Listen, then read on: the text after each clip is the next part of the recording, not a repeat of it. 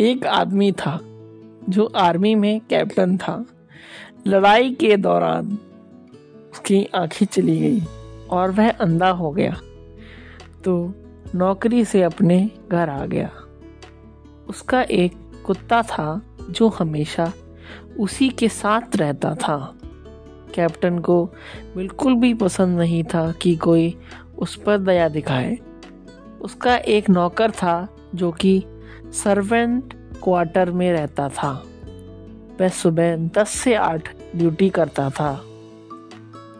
वह घर के सारे काम करता था। जब वह चला गया तो कैप्टन अपना काम खुद ही करता, जो भी होता। उसका कुत्ता भी बहुत होशियार था। सुबह उठते ही कैप्टन अपनी कॉफ़ी या चाय बनाता है और अपने कुत्ते के साथ पार्क में टहलने जाता। एक बार जब वह टहलते हुए पार्क में एक बेंच पर बैठा, उस बेंच पर पहले ही कोई बैठा था। वह थी एक लड़की। बेंच पर दोनों बैठे थे। इन दोनों को ही नहीं पता था कि वह एक ही बेंच पर बैठे थे, क्योंकि लड़की भी नहीं देख सकती थी।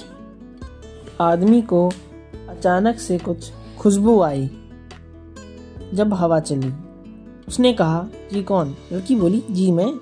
उसकी आवाज़ उसको बहुत अच्छी लगी। कैप्टन ने कहा, क्या खुशबू है? फूलों की। लड़की बोली, हाँ, गुलाब के फूलों की। फिर उन दोनों में बात शुरू हुई। कैप्टन अधिकतर जब भी लोगों से बात करता तो ऐसा कोशिश करता कि उसको पता ना चले कि वह देख नहीं सकता, और शायद लड़की भी यही कोशिश कर रही थी। दोनों के ही सवाल और जवाब शुरू हुए। कैप्टन ने पूछा, अब क्या करती हैं? मैं कैप्टन हूँ, आजकल यहीं हूँ। लड़की बोली कि वह कॉलेज में है, लास्ट ईयर में। यह सुनकर कैप्टन को उसकी लगभग एज का पता चल गया। लड़की ने पूछा, आपके यहाँ कौन कौन है? उसने कहा कि वह अपनी फैमिली में अकेला ही है। उसके साथ उसका एक नौकर और एक कुत्ता रहता है। अब कैप्टन ने पूछा कि वह यहाँ पहले कभी आई है? लड़की बोली, नहीं, मैं इस शहर में अपने अंकल के यहाँ आई हूँ और यहाँ पार्क में मैं अपने कज़न के साथ आई हूँ जो कि खेल रहा है, और बताया कि वह यहीं पास में ही रहती है। वह जल्दी अपने घर वापस चली जाएगी।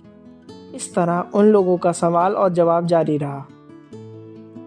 पहले जब भी कोई सवाल करता तो उसको सोच समझकर ही करना होता कि अगले को यह ना पता चल जाए कि वह देख नहीं सकता है और उसका सवाल कहीं गलत ना हो जाए। तो दूसरे को भी उसका आंसर देने से पहले यह देखना पड़ता कि वह क्या आंसर दे रहा है, कि कहीं उसके आंसर पर कोई प्रश्न ना उठ जाए और अगले को पता ना चल जाए कि वह देख नहीं सकता है। यह सब बहुत देर तक चलता रहा। अब कैप्टन, जो कि टाइम से ही अपना काम करता था, उसको लेट होने लगा। तो कैप्टन ने कहा कि अब कब आपसे मिलना होगा? तो उस लड़की ने कहा कि मैं कुछ दिनों में जाने वाली हूँ, शायद ही अब मैं यहाँ आऊँ। कैप्टन ने कहा, आपसे मिलकर बहुत अच्छा लगा, लेकिन कोशिश करना कि आप आएँ। दोनों को ही देर हो रही थी, लेकिन दोनों में से कोई भी पहले नहीं जाना चाहता था, इसलिए कि कहीं कोई गड़बड़ ना हो जाए और दूसरे को पता चल जाए कि वह देख नहीं सकता, क्योंकि कहीं ना कहीं उन दोनों को ही किसी की दया नहीं चाहिए थी। लड़की जब देर होने लगी तो कैप्टन को ही जाना पड़ा और कैप्टन अपने डॉगी के साथ अपने घर चल दिया। अब उस लड़की ने अपने कजिन को आवाज़ लगाई और वह अपने कजिन के साथ जाने लगी। तभी उसके कजिन ने कहा कि दीदी देखो, यहाँ पर बेंच पर एक बुके रखा है।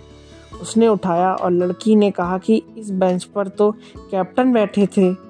तो उसने कहा कि चौकीदार को वह बुके देते हुए कहा कि यहाँ जो कैप्टन था, जो कि अपने डॉगी के साथ आए थे, उनका यह बुके रह गया है, तो अगर वह आए तो उनको दे दीजिए।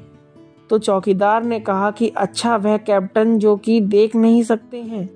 यह सुनकर लड़की शॉक हो गई और उसको लगा कि वह भी नहीं देख सकते, लेकिन हम लोग इतनी देर से बात कर रहे थे और उसको थोड़ा अजीब लगा कि यह कैसे हुआ कि वह समझ ही नहीं पाए कि वह भी देख नहीं सकते थे और सारी बातें उसके दिमाग में घूमने लगी और वह अपने कज़न के साथ अपने घर चली गई।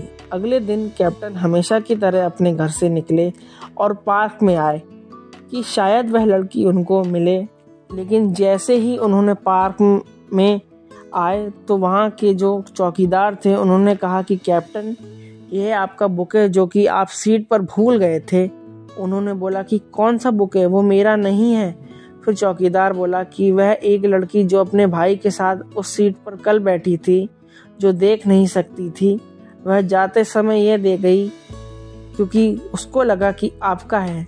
उसे उस सीट से मिला तो कप्तान ने कहा कि शायद वह सीट पर पहले से ही होगा, यह मेरा नहीं है, तो तुम इसे अपने पास रखो। और कैप्टन जाकर उस सीट पर अपने डॉगी के साथ बैठ गया और वह सब कल की बातें अपने दिमाग में दोहराने लगा कि उन्होंने क्या पूछा और लड़की ने क्या जवाब दिया।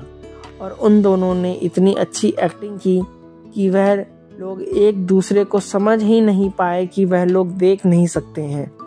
उनके सवाल और उनके जवाब सोते हुए वह मुस्कुराने लगे और लड़की भी यही सब सोचकर अपने मन में ही मुस्कुराते कि उन्होंने काफ़ी अच्छी एक्टिंग करी और वे दोनों ही एक दूसरे को समझ नहीं पाए कि वह लोग देख नहीं सकते हैं। जब कप्तान ने बहुत ध्यान से सोचा कि जैसे ही वह कल जब यहाँ पार्क में आए थे सीट पर, तो उन्होंने बोला था कि जुई कौन, तो उसने कहा जी मैं। जब कैप्टन ने कहा बहुत अच्छी स्मेल आ रही है, तो उसने बोला हाँ गुलाब की है, जबकि उन दोनों को ही पता नहीं था कि उन दोनों के बीच में एक बुके था जो कि किसी और का पहले से रखा हुआ था, जो कि शायद किसी का छूट गया होगा। जितने आश्चर्य में कैप्टन थे उतने ही आश्चर्य में वह लड़की भी थी, क्योंकि वह लड़की भी यह सब सोच रही थी कि हमारी बातों की शुरुआत कहाँ से हुई, और वह हर बात को ध्यान से समझ रही थी और वह भी सोच रही थी कि बुके हमारे बीच में ही था और हम लोग को स्मेल भी लगी और हमें पता ही नहीं चला कुछ, और उन दोनों को ही एक दूसरे पर ही गर्व हुआ और उन्होंने यह आशा की कि शायद आगे फ्यूचर में वह कभी मिलें एक दूसरे से।